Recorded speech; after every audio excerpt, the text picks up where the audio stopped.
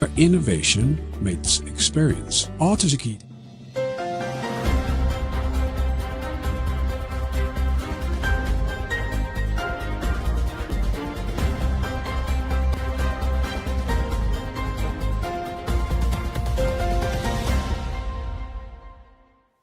You're watching Luntha TV and it's time for a news bulletin. My name is Tandi Wimsmara. Let's have a look at our top stories. Beijing recognizes 94-year-old prelate as Tianjin bishop in landmark move for Vatican relations. President Jaguara assures his administration's efforts in securing global markets for Malawi projects. Government dodges fuel pump price upward adjustment. And in other news, East Africa struggles as mpox spreads amid vaccine delays.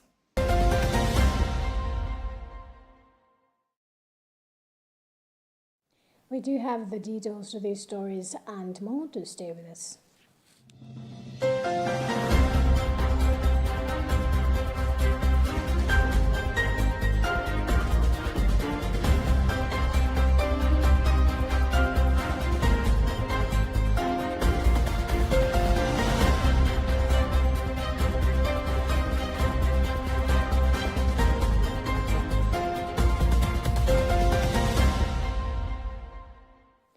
Beijing has officially recognized a 94-year-old prelate as the bishop of the Northern Diocese of Tianjin, a move hailed by the Vatican as a triumph for Pope Francis's China policy. Bishop Mario Shi Hongzhen, who had previously faced long periods of imprisonment and house arrest for refusing to join a government-sponsored church body, was acknowledged by the government in a ceremony held at a local hotel, a location chosen by Shi himself to emphasize the civil rather than the ecclesiastical nature of the event. The diocese, home to approximately 56,000 Catholics, had been without a bishop accepted by both the church groups, now a report read by Charity Chilanga. A statement from the Vatican Press Office on Wednesday described the development as a positive outcome of the dialogue that has been cultivated over the years between the Holy See and the Chinese government. The official recognition of Bishop Shi, who was appointed Coadjutor Bishop of Tianjin in 1982 and became the bishop in 2019, comes just weeks before the anticipated renewal of a provisional agreement between Rome and Beijing on the appointment of bishops, initially reached in 2018. Chinese media reported that the recognition ceremony was attended by Bishop Joseph Rishan of Beijing, the head of the government-backed Patriotic Association that oversees Catholic affairs in China. Uphold the national constitution, protect the unity and social harmony of China, love both country and church, and always support the Sinicization of Catholicism in China. Sinicization controversy, particularly among clerics like retired Cardinal Joseph Zen of Hong Kong, who view it as a pretext for government control over the church.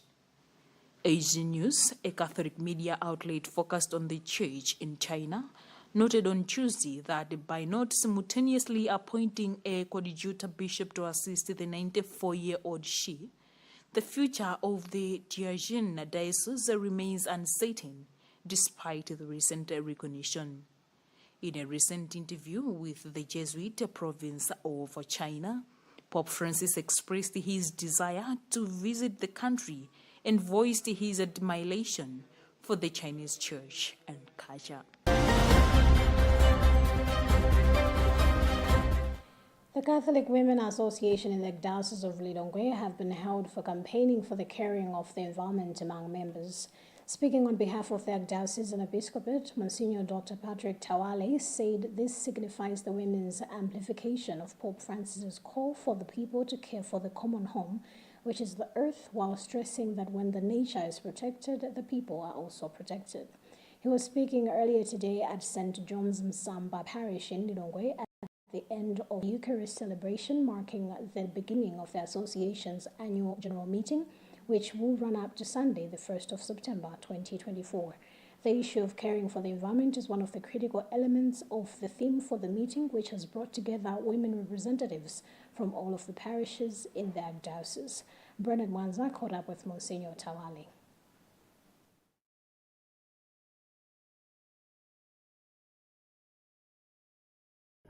The ladies have quite an influence everywhere, especially in the families. So if the women are convinced that this is a noble task and they behave and teach whoever is under their care accordingly, it means the whole world, starting from the village, small Christian communities, the parishes, the archdiocese, the whole world will also be educated. And we shall cover quite a bit of mileage because of the involvement of the women. So the fact that the women are in the forefront, they are so determined and they are so energetic. If they take up this responsibility, it's a battle that is already won. So their involvement is very important and crucial.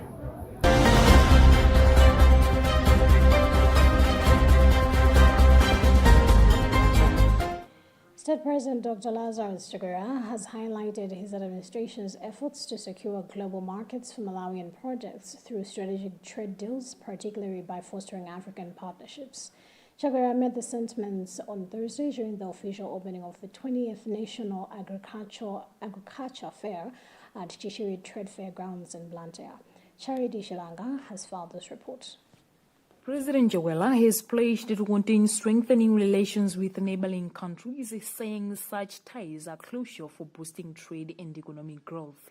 He said the country has fostered its relationships with neighboring countries such as Mozambique, which has yielded results through the revamping of railway transportation. The Shire Valley Transformation Project, the Mega Farms Initiative, and the dozens of irrigation schemes around the country, we are going around the world signing deals to secure off-taker markets for our farmers' produce, including markets in Europe, where I just came from, markets in Asia,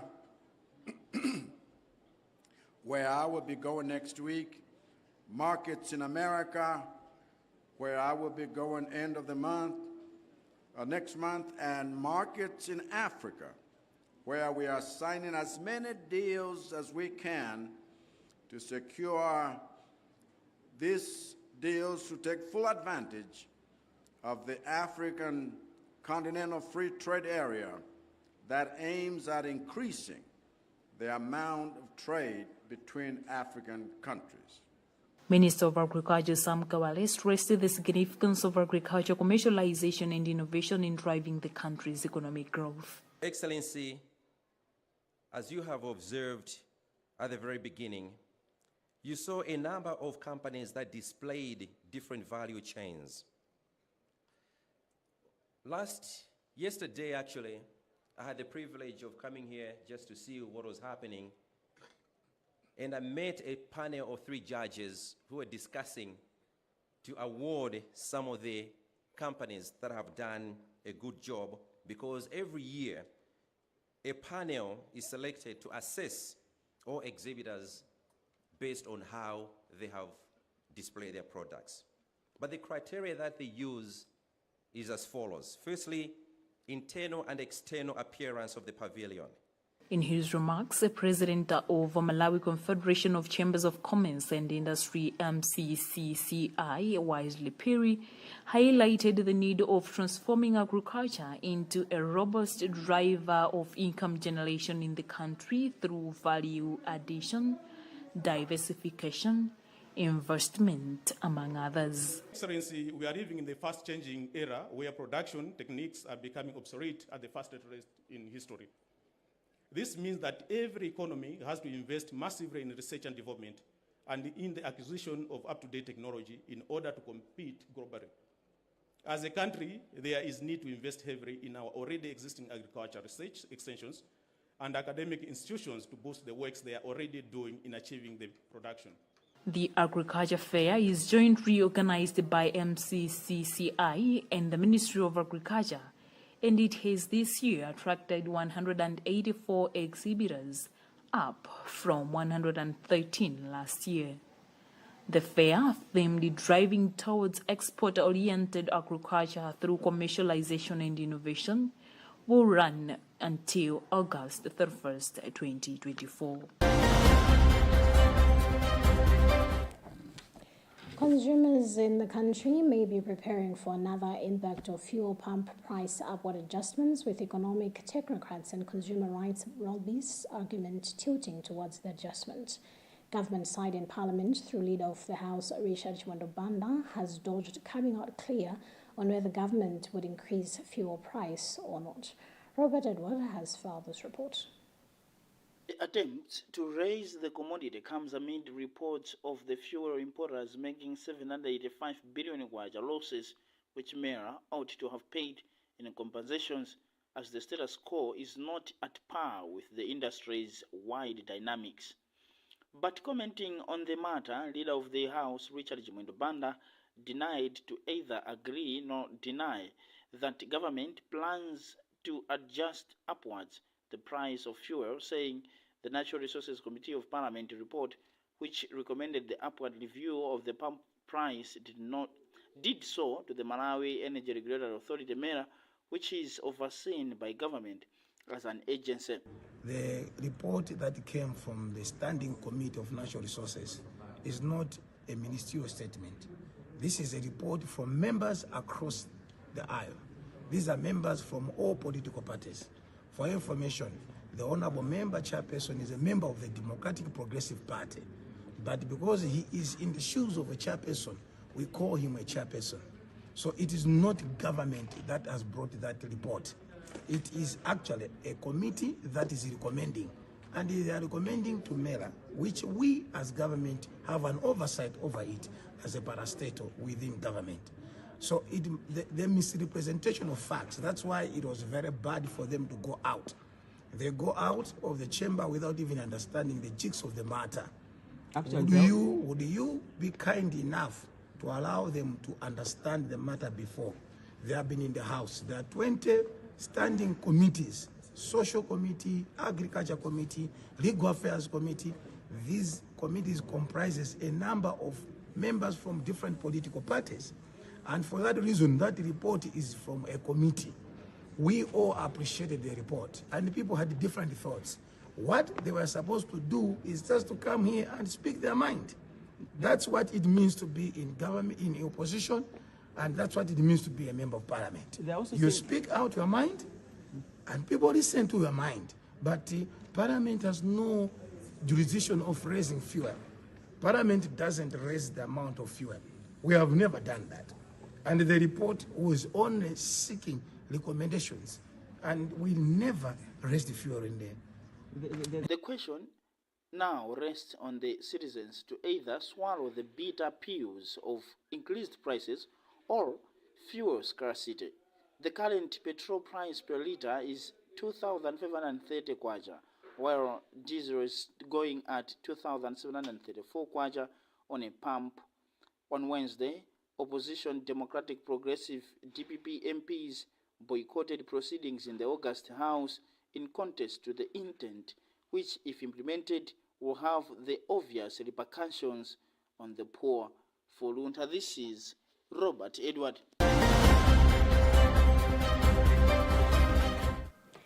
The Women Coalition Against Cancer, WOCACA, says it is geared to advocate for community and facilitate self-cervical cancer screening among women and childbearing girls. Esther Nyilenda, who is the project officer at WOCACA, said this on Wednesday, 28th of August 2024, at Balaka District Council's office during a media briefing on the importance of working together in advocating for cervical cancer screening. She said many women come to the hospital late for cervical cancer screening, a situation that makes it difficult for the health personnel to cure the disease when diagnosed. Andrew Nandolo has filed a report read in our studios by Jean Galande Bernard. During the media briefing, Nyirenda said media can play a big role to advocate for more women and childbearing girls to go for screening before the cancer starts showing signs for better treatment. She appealed to all women and childbearing girls in Balaka to go for community and facilitate self-cervical cancer screening to see if they have signs so that they can be treated early. So we have been subgranted to conduct awareness campaigns and create demand for cervical cancer screening amongst women in our target areas. We want to be able to use those numbers to back up our points on the fact that which method is more cost effective. Speaking on behalf of Balaga District Hospital, Mese Nyirenda, who is the District Public Relations Officer,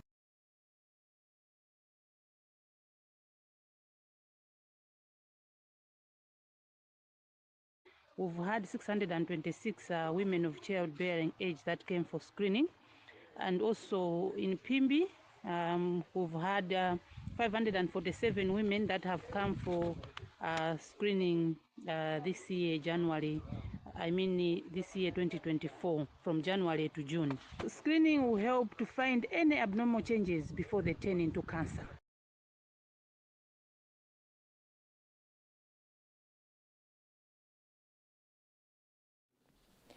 You're still watching news coming to you live from Bishop Navy Media Center, and today with me, Tandi Wimzumara. Before we proceed, let's have another look at the headlines. Beijing recognizes 94-year-old prelate as Tianjin bishop in landmark move for Vatican relations. President Jaguara assures his administration's efforts in securing global markets for Malawi projects. Government dodges fuel pump price upward adjustment. And in other news, East Africa struggles as mpox spreads amid vaccine delays.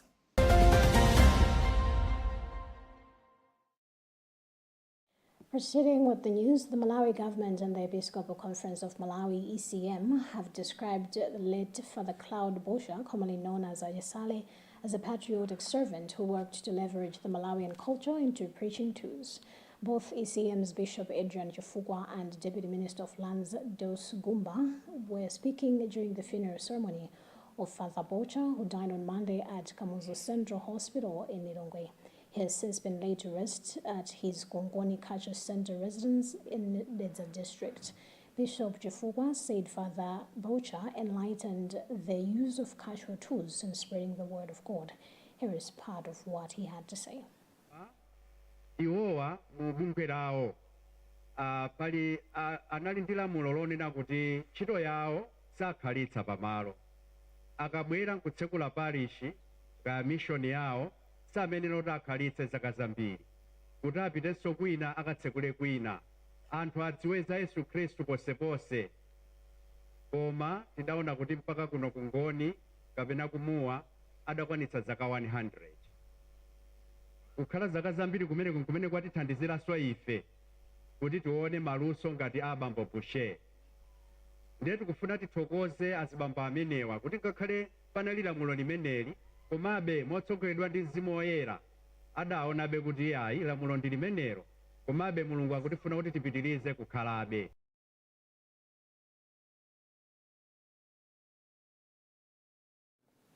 On his part, Gumba said Father Claude Bosha will be remembered for selling the country's culture very well. Here's what he said. Alameta khala pano pamabwera azungu pano pamabwera anthu akunja njira ina pachizungu amati tourism imene imatibweretseranso ngakhale makobiri ku dziko. Bambo Ayesale anatengapo mbali kwambiri pothandiza chitukuko cha dera lino kuno kumtakataka.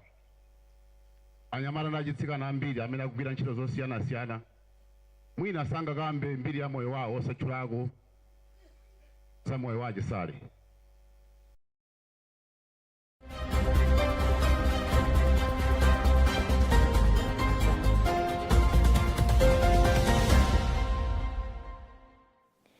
One of the country's renowned youth activists, Blessings Chiwosi, has expressed gratitude to government and development stakeholders for recognizing the role and significance of engaging youths in decision-making and implementation.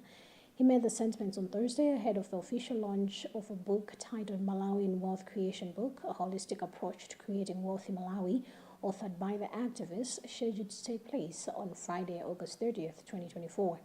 In an interview with Luntha TV, Chiwosi, however, lamented the exclusion of youths in the actualization of development agendas. He described the 2020 vision as great, but something that was not fruitful due to some challenges, including the exclusion of youths in the actualization. Among other things, he said the Malawian Wealth Creation Book reviews their aspirations in the Malawi 2063 vision and suggests the practical ways that can be employed, with youths being at the center of the vision. Our reporter Charity Chilanga caught up with Chiwosi. We almost said now everything is in place. We have already talked with the guests of honor and the keynote speakers and the venue. Everything now is ready. Tomorrow we are launching the Malawian Wealth Creation Book. And now the need to write this book came in 2021 after the launch of the Vision Malawi 2063. And so now to me, as a youth leader, I was so much concerned to think of the vision that we had previously, Vision 2020. You know that it was a very great vision on paper, but it wasn't fruitful. And so I was thinking that what difference can we make, or what is that which we can do differently so that we should not make the same mistake? And so I endeavored to go into a deep research, doing research, talking with different stakeholders, most importantly, the youth, because you know the Malawi 2063 vision is said to be a youth-centric vision. And so I had a research and asking the youth across Malawi from 2021, now almost to 2024 when the book is ready.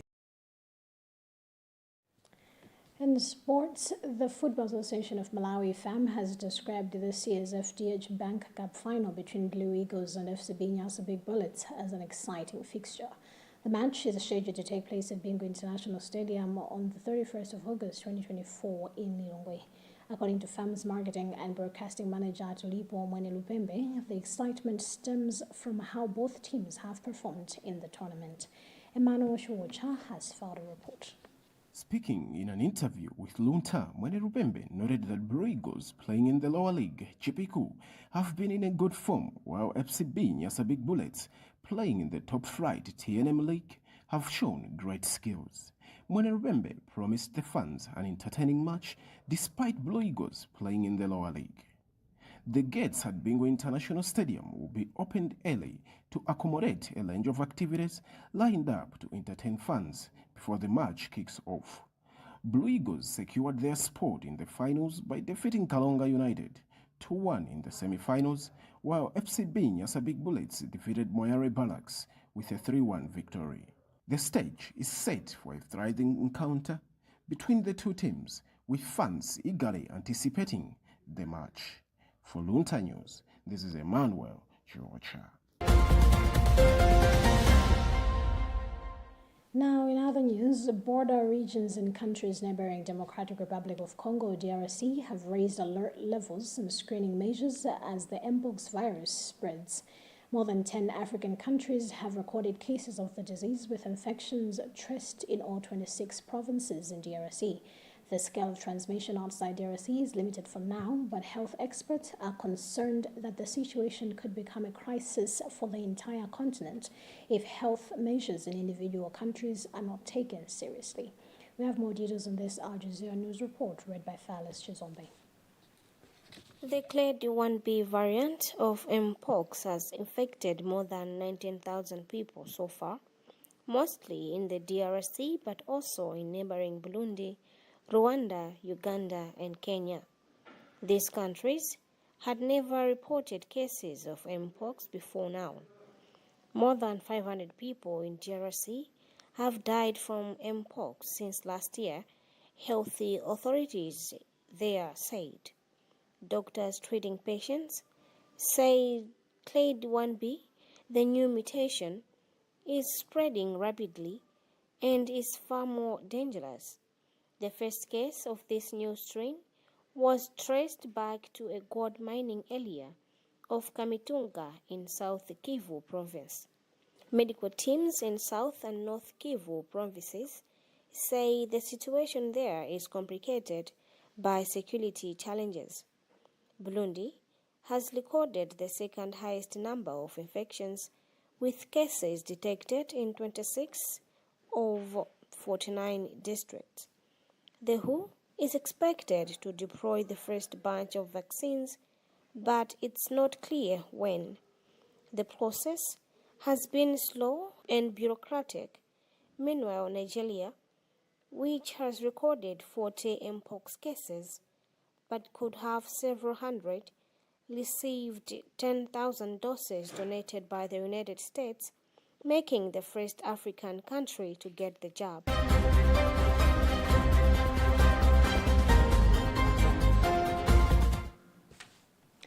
And that is all from me, Tandi Wimzumara. But before we leave, here's a reminder of our top stories. Beijing recognizes 94-year-old prelate as Tianjin bishop in landmark move for Vatican relations. President Jaguara assures his administration's efforts in securing global markets for Malawi projects.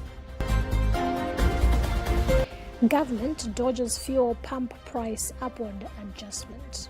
And in other news, East Africa struggles as mpox spreads amid vaccine delays.